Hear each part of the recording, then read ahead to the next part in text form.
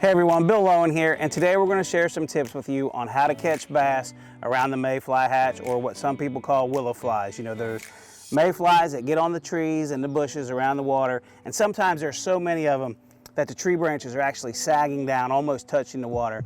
And what that does is it brings bait fish to the shoreline. And when I say bait fish, I mean bluegill and brim, sunfish, things like that. What happens is those mayflies will fall on the water, those bluegills will come up there to eat them, and in return, the big bass like to feed on the bluegills, especially post-spawn bass. Really like big bluegills to eat, you know, post-spawn fish like a big meal, and bluegill fit the bill perfectly for that.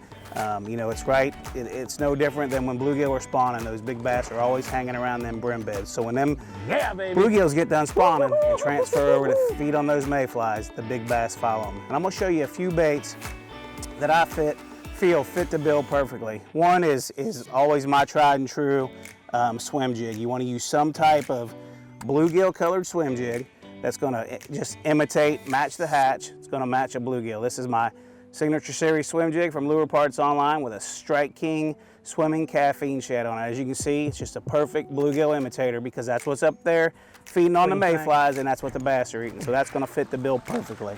Okay, my second choice is going to be I'm a finesse popper, just a little top water popper, and as you can see, it's in a bluegill pattern as well. Another little tip for that bait is you can see it has a loop knot tied on it. What that loop knot's going to do is going to give that popper a lot more action. Okay, once again, those bluegill are coming up there to feed on those mayflies, and this bait is going to imitate that perfectly, because what you'll see them bluegills coming up there nipping, eating those mayflies, and that's exactly what that's going to imitate. Okay, another little tip I can give you is, if things aren't going on the way you want them and the fish aren't being very active, you got one of two choices. You can either walk up there or troll motor over there to that bush and shake it with your hand and knock all the mayflies loose onto the water.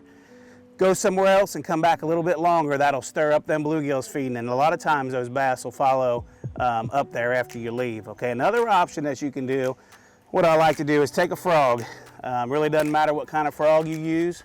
But I traditionally like some type of a popping frog because it's got a cupped mouth on it. What I like to do is take this frog, throw it up there in the limbs, and not necessarily get it hung, but pull that popping face, you know, up to a limb, try to get it stuck on the limb, and shake that limb a little bit with that frog. What that's going to do, once again, it's going to knock those willow flies or mayflies out of the tree. They're going to land on the water, and you're going to start a feeding frenzy. So take these tips to the water. When the mayfly hatch is going on, I guarantee you it's going to put a few more fish in the boat for you.